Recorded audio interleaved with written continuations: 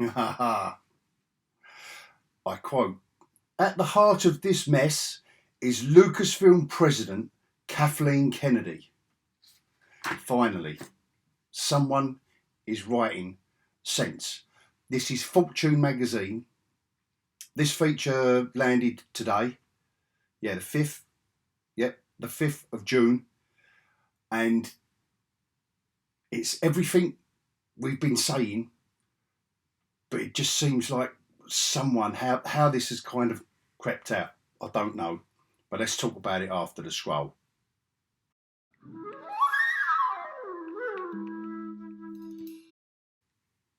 Bonjour. Firstly, let me thank everyone continuing to support me and my channel. I really, really am grateful. Thank you for that, for every like, comment, obviously view, and the absolute mental fans that are subscribing. Love you lot the most. Thank you all. Let's get right into this one. The title of this feature in Fortune magazine reads, the headline reads as such: "The force has left Lucasfilm. What has gone wrong for the studio behind Star Wars and Indiana Jones, and how Disney's Bob Iger can salvage his $4 billion investment?" Oh, wow. Now, I haven't kind of been making predictions, but I've been saying for quite a while now, so have a lot of other people, that Kathleen Kennedy must go. In any other industry, I can't see how someone with this current track record of failure is still in her position of power in that company. At the very least, it would be shuffled aside. At the very least, if something contractual was stopping you from, but it wouldn't be contractual, because if you're not performing, you're out. Any contract, no contract on this God's given earth allowed you to perform badly and stay in your job. Those contracts don't exist. So God knows how she's clung on for this long. But this feature in Fortune magazine, Disney have declined to comment, but this goes right for Kathleen Kennedy's joke. This doesn't pull any punches at all. It's very succinct, and obviously this is coming from people that are looking at this subject objectively, not like myself and other YouTubers that because we love the stuff, because we're Star Wars fans, we're Indiana Jones fans, etc. We've got objectivity, but where we love it so much, I think we're a bit too close to it, and sometimes we get a little bit carried away, don't we? But these guys are coming at it from dollar bills, bottom lines, what needs to happen. So let's dig into it. I won't dig. I'll be putting the whole lot up, but I'll just be reading through selected paragraphs. At nearly $300 million, Dial of Destiny is one of the most expensive films ever made, and initial reviews suggest it could bomb big at the box office when it lands on June the 30th. When Iger acquired Lucasfilm for just over $4 billion a decade ago, it paired the century-old animation company with the studio behind Star Wars and Raiders of the Lost Ark. Yet the match made in heaven now risks becoming an albatross around Disney's neck. "The force has left Lucasfilms," said Eric Schiffer, CEO of private equity firm Patriarch Organisation, in an interview. "That emotional connection it enjoyed with the fans has been damaged." The Los Angeles-based media industry investor and self-admitted Star Wars fan still counts the deal a success for Iger, but he believes it got lost producing too much subpar content for Disney. To get the force back, Lucasfilm needs to reconnect with its Joseph Campbell roots, the inner set of mythologies we're all hardwired to that motivated Lucas to create Star Wars in the first place, said Schiffer. He argues the constant hunger to feed the streaming business with fresh material helped sow the seeds for the current malaise. Well, what they're doing here is they're easing us in gently, really. into the background of Lucasfilm from the start to now, producing subpar content, i.e. Willow, i.e. Kenobi, etc., etc. But let's concentrate on this, because this is for Kennedy, and this is why her head should roll. And they are kind of saying, yeah, well, let's read on. Now that growth has faltered, with 4 million customers cancelling their membership in the 3 months through March, and Wall Street is pushing Iger to end the scattergun approach of showering creators with money for new content. Instead, investors want him to end the over $10 billion in cumulative streaming losses since the launch of Disney Plus 3.5 years ago. The idea that less is often more could apply to Lucasfilm's Indiana Jones films, which enjoyed their heyday in the 1980s. Fans were largely satisfied when the titular character finished on a high note, literally riding off into the sunset at the end of the third film. But they will get a sequel nonetheless when Dial of Destiny swings into theatres a full 42 years after the first instalment. Factoring in marketing and distribution costs, including the cinema's cuts of receipts, it will likely have to pull in around $800 million at the box office just to break even. So, you know, there we have it. And I think they're still being conservative there with 800 million. Because apparently there are reports of Iger having a meeting with Kennedy saying, if this don't make 900, this film must make 900 million. It is not going to do it. It's not going to do it. I will be really surprised if her head don't roll a couple of months after this film. Because you've obviously got to let the dust settle, let the true kind of box office. There might be some miracle that it picks up in the 6th or 7th week. But it just goes to show you that these guys, like, he's a Star Wars fan, but he's a media analyst and investor. He's kind of saying very calmly what we've all been screaming about for months and months and months. Subpar content. Oh yes. Oh yes. And one more interesting thing, 42 years after the original, how well does that original film hold up? I've got to say, if you've watched that, you watch that again. I've watched that again recently, and do you know what? That can half stand up. And they just can't manage to create anything that lasts 42 months. You think, all right, 4.2 years. Anything you want to rewatch that Lucasfilm has done in the past 4.2 years? No, it's not a lot, is there? It is slim pickings, I tell you. Slim pickings. Let's get more. Iger didn't come out of retirement in November just to watch his prized possessions wither on the vine. The board expects him to right the ship, breathe life back into the dormant stock, and resume paying a cash dividend to shareholders. To do so, he'll need to churn out family-friendly fare full of iconic characters and thrilling settings capable of being repurposed into immersive experiences for his amusement parks. The value of intellectual property cannot be measured simply in a franchise's box office receipts, said Guy Bisson, co-founder of the media industry research firm Ampere Analysis. You need to take into account its contribution in streaming, in merchandising, in the characters, and rides in parks.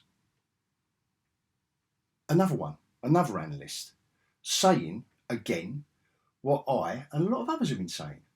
The merchandise ain't selling. They're creating such poor films that no one wants the toys and the pyjamas and the posters and the action figures and the trading cards. They don't want them. They would sell by well, we all know where George Lucas's fortune came from, don't we? It was the rights to the toys. No one talks about that anymore. I'm not saying the films didn't earn any money, but he earned his fortune from holding on to those rights. They just went, we're not interested in the merchandising rights. We want films. Whether that was luck or judgment, I don't know. I haven't done any research into that for years. I just know that nugget. So, again, these are objective people looking at the numbers, looking at the stock. They're not paying dividends anymore. I had a few shares that I bought at a low price just after the pandemic finished, and everyone was riding high, all the streaming services. Then they dipped badly, and I thought, oh, they can't go down anymore. So I bought Netflix and Disney, dismal minus shares. And do you know what? Where I bought rock bottom, the Netflix ones were going up nice and steady. I'm not saying I earned $1 million overnight, and I didn't even buy that many. I'm not saying I was a massive investor. I just thought I'd have a little flutter. The Disney stock for the next 18 months continued down and down and down. I bought them at 115. I bailed. I think I bailed when it went under the 100 per share mark. And now I think they're in the low 80s per share. You know, it's lost like 30% of its value since I bought it a couple of years ago. So dividends are a long way off. And these are big investors that they didn't do it because they love Mickey Mouse, put it that way. This is a golden nugget, this next paragraph. For example, Disney finance chief Christine McCarthy explained to investors something seemingly mundane as refreshments can squeeze more revenue out of each Disney World visitor if they can be turned into a Star Wars themed experience. Yeah, no shit, Sherlock. With financial acumen like that, no wonder she's the finance chief. Wow. Imagine that. Imagine someone at the top, at the board of Disney saying, yeah, do you know what? If we make really good films with really popular family-friendly characters, and we can turn that into the rides, we can put their names above and turn that into an experience at our theme parks globally, we can earn more money selling hamburgers and milkshakes and t-shirts and hats. But have they done it? No, well, yeah, they tried with a Galactic Star Cruiser. 18 months later, that's dead. They are closing it because they haven't backed it up. That no one wants to go on an experience based on the films they've modelled it on. The only experience people wanted was to go on the Millennium Falcon in an X-Wing or a TIE fighter, wander around with stormtroopers and a Wookiee, and go into the cantina. That's what they wanted. They didn't want the sequel trilogy experience, and the numbers show exactly that. Dead as a dodo. And so back to, this is more about Indiana Jones, to be fair, this feature, so they get back right to it. The pressure on Dial of Destiny to perform for the Disney CEO became apparent through a telling exchange at Cannes, which he was attending for the first time. Film critic Pete Hammond recounted Iger's reaction when informed that Deadline, oh shock horror, it's Deadline, just published a rave review, imagine my surprise, of the 5th Indiana Jones movie. You could see the absolute relief on his face. You have made me very happy to hear that, he told me, and he meant it. Wow. That's probably because first impressions have otherwise been dreadful. With a franchise low 50% score on Rotten Tomatoes as of writing, Vanity Fair proclaimed it not worthy of the whip, which is another unusual thing to see Vanity Fair. Normally they're shilling for Disney like crazy. While the BBC felt that Ford's globetrotting adventurer had been relegated to a background figure in his own film, included mainly for the purpose of being upstaged by younger co-star Phoebe Waller-Bridge. Now that is exactly what we were all saying from the trailer and the leaks, on-set leaks and all the rest of it. What we were all doing videos about. And this film still isn't out. And we're still doing videos on Indiana Jones and the Dial of Destiny. Because the writing was on the wall. and reshoots, the fact that they spent nearly as much time doing reshoots as they did making the film, and this budget's free, you know, the budget just went up and up and up. You know, you just can't do 8 weeks worth of reshoots on a film. It just doesn't, I don't think that's ever happened. Unless a film's gone mentally wrong. You know, like a storm has come through it and wiped it all out, you know, like Waterworld back in the day. I remember that, like, going way, way over budget because the storm just wiped it out. But nothing's wiped out Dial of Destiny. Well, apart from Phoebe Waller-Bridge, I suppose. But to get Deadline, no shocks that they gave it a good review, but Vanity Fair and BBC tends to be a little bit easy normally, but they're not having it. I'm not sure how many fans want to see Indiana Jones as a broken, helpless old man who cowers in the corner while his patronising goddaughter takes the lead, but that's what we're given, and it's as bleak as it sounds, the BBC wrote, branding it a gloomy and depressing final act. I mean, like I say, well, that's a shocker from BBC. Shocker.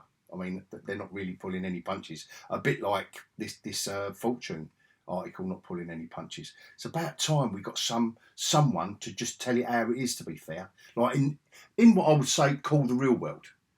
Not the YouTube world of fans, you know, justifiably angry, but the real world.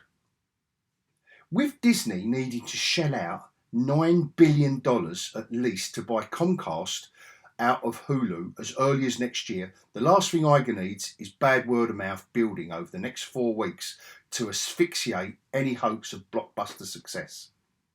Right now, though, grim news is all that Lucasfilm has to offer the Disney CEO. An attempt to expand on the lore of its 1988 fantasy tale Willow flopped hard when the series debuted on Disney Plus in November. Not only was it cancelled after the first of 3 seasons, but the show was banished entirely from the platform as part of a thorough spring cleaning. Critics argued Willow, in retrospect, would have been more valuable to Disney as a tax write-off than as actual content for subscribers. When they announced the second series of Willow, no way. And I think that was on a previous podcast. I said, no way are they having a series 2. I know they announced it. No way was that happening. No way. Not based, again, looking at the numbers, just counting.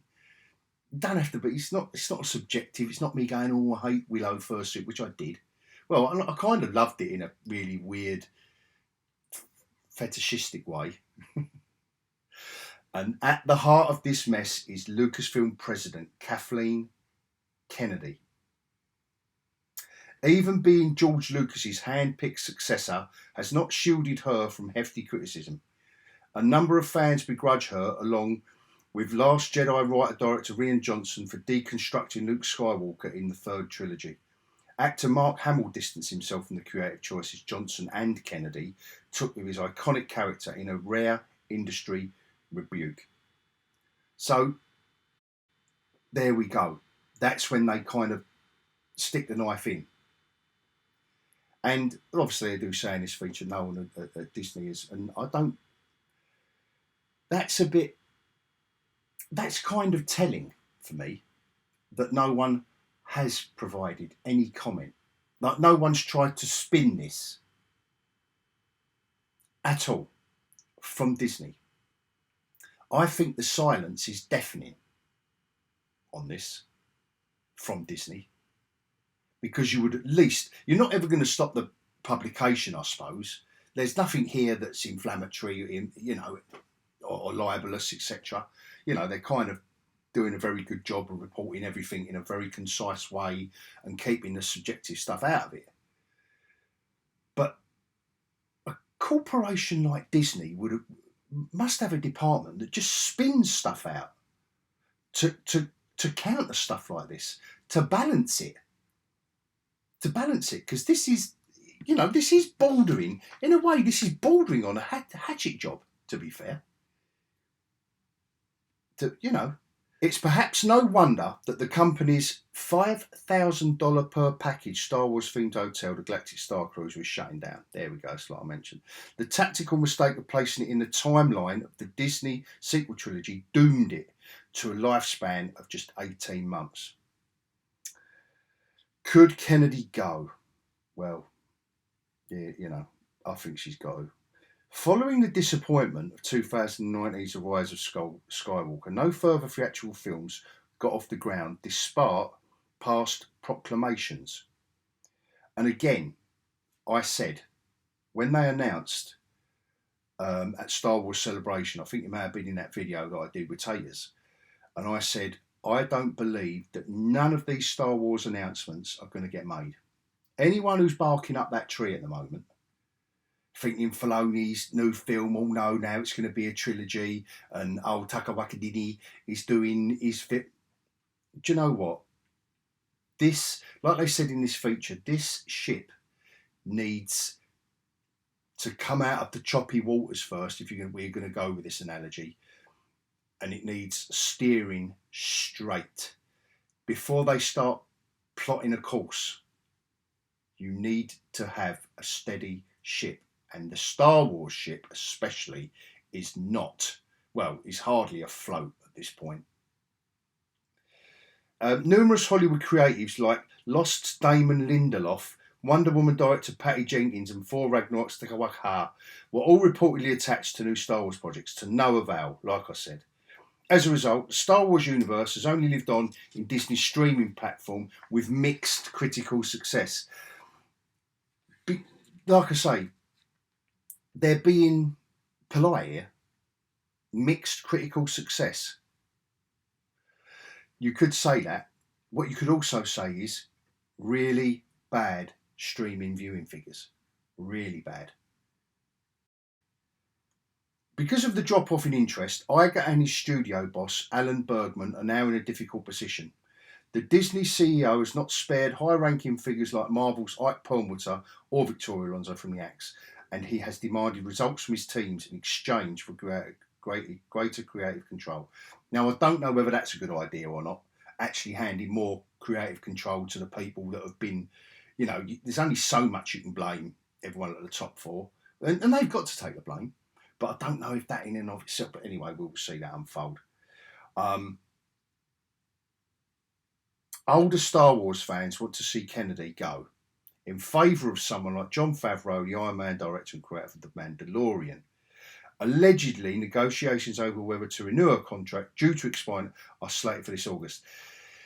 Now,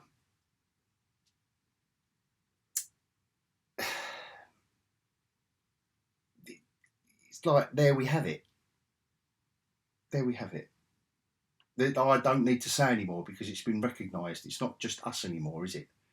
This is recognised in the wider, you know, people in Fortune magazine are having to get this noted. This is now all about the money and the lack thereof. Or should I say profit and the lack thereof? Disney are leaking money at an amazing rate, whatever direction you look in. Whatever direction you look in. And I know I've done a couple of Little Mermaid videos that were kind of just using that as a stick to beat Disney around the head with, really. Because even when a couple of these films in recent times, like Guardians of the Galaxy 3, that's earning some money. But it is not earning decent money. And like I've said previously, it's all right saying a film that costs $200 million or 220, 250, like Little Mermaid's cost. You can't just earn $50 million off that. Because it's going to cost you, it's going to take $700 million to break even. So $50 million return on that doesn't give you enough money to make your next film. You can't spend, you know, take all the zeros out of it. Who would spend £75 to earn £5?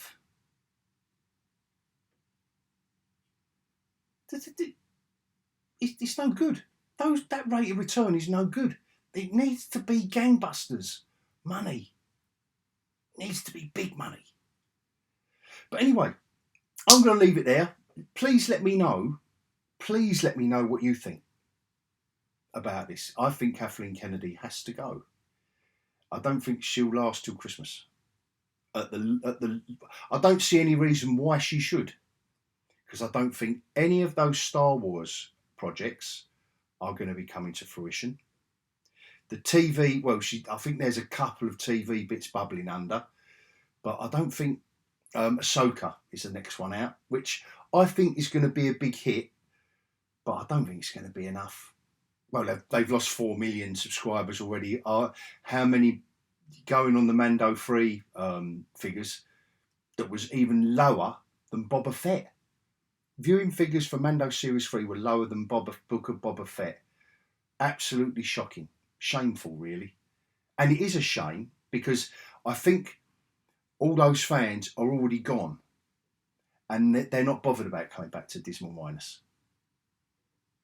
Unless Ahsoka is so groundbreaking and earth-shattering that you aren't going to get 4 million subs back.